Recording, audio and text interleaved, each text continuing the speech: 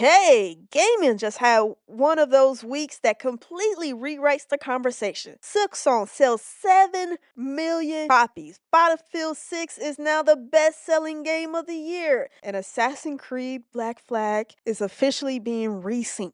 3 very different games, 3 massive wins, one clear message. Players didn't stop buying games. They just stopped buying games they don't believe in. So what do these wins actually tell us about what gamers want right now? Are you not entertained?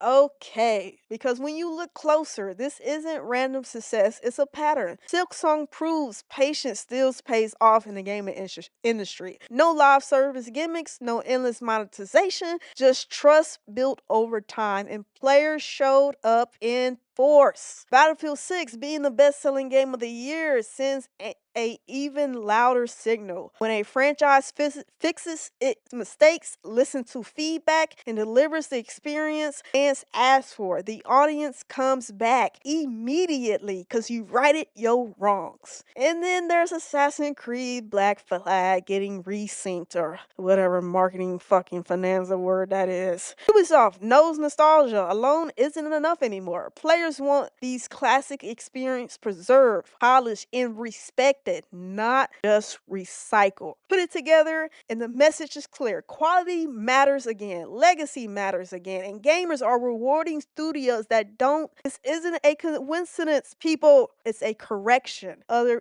studios need to take note of this and really fucking see the blueprint of the future. It is not nickel and diamond as consumers. It's giving them exactly what they want. And those same consumers will reward you because you earned their trust. They're willing to reward you back in money. Yeah, so this week, as it says, we got a quick gaming quick shots. Battlefield 6, congratulations. Not only did you beat COD, the best selling game of the year, the best shooter of the year.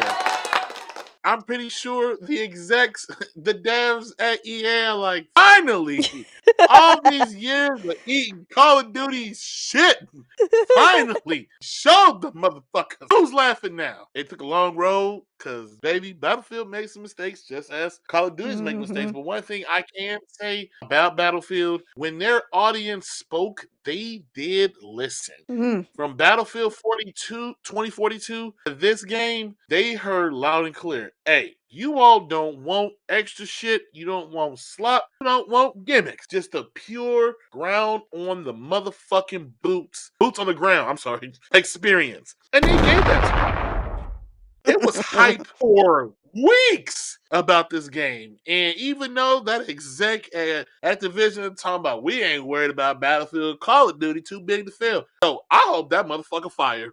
Because you brought this on yourself. I'm going to say this. They were worried because I think the day of or a week before Battlefield 6 came out, Op 6, they didn't give it away for free, but they let you play the whole game. The whole game for a week. Allow you to play and beat the campaign and play multiplayer. Call of Duty has never done that. They have never done that. So that smelled of desperation, scared, anxiety. You knew what Battlefield was, and it was coming to take your lunch money. They was giving you wet willies, swirlies all across the board. And they walked away with your girl and then smiled back at you like, congratulations, Battlefield. Now, I'm going to say this. Hey, we ain't played the game, and we probably ain't going to play it.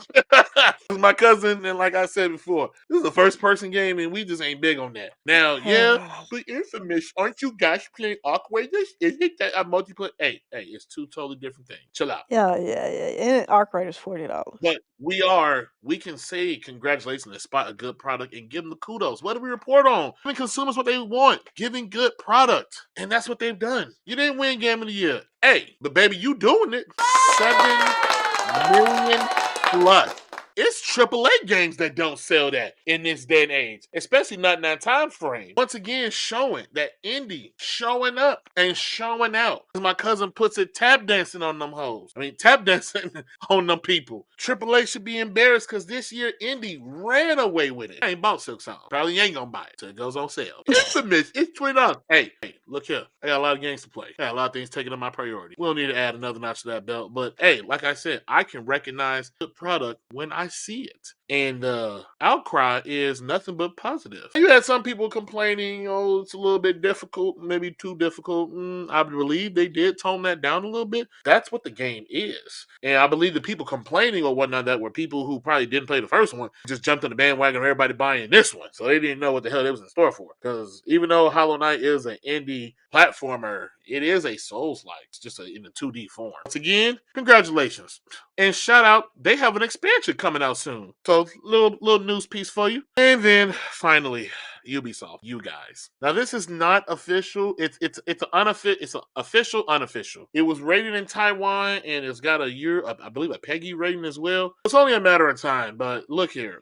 If you have been in this gaming ecosystem long enough, you've done this song and dance before. Every Assassin's Creed, and I'm gonna say this one more time, every Assassin's Creed leaks. All of them. Yeah, Even Odyssey. even Odyssey leaked Origins. by a GameStop employee taking a picture of the Spartan keychain. Assassin's Creed leaks, and I'm a firm believer they're all controlled leaks. Till as my cousin we were debating earlier about the hype machines, getting people drummed up and interested in this. Get the people But going. I do look forward to this. A strong remake, remaster rumors, nostalgia, and it'll be redone with modern system pushes. So this was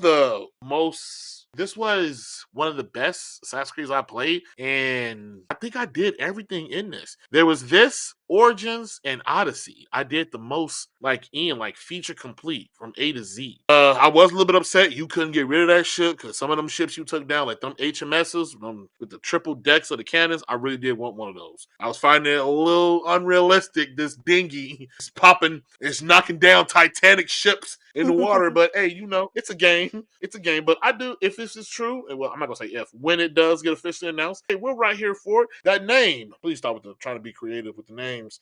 Just call it remake, remaster. Just there's nothing wrong with going with the flow when there's nothing wrong with the flow. We keep seeing this with this weird creativity. There was the Red Faction Gorilla remastered. What was it? Darksiders Definitive Edition. So definitive. Stop. Why are you trying to change the narrative? Just keep it going. I get resynced, the synchronization of the animus and all that, but you're gonna confuse people. Someone's gonna see this who doesn't know any better, be like, "Oh, Black Flag resync? They made a sequel to Black Flag," and buy it and be completely disappointed to find out it's the same fucking game, just Reading is retouched up. reading is essential to life, people.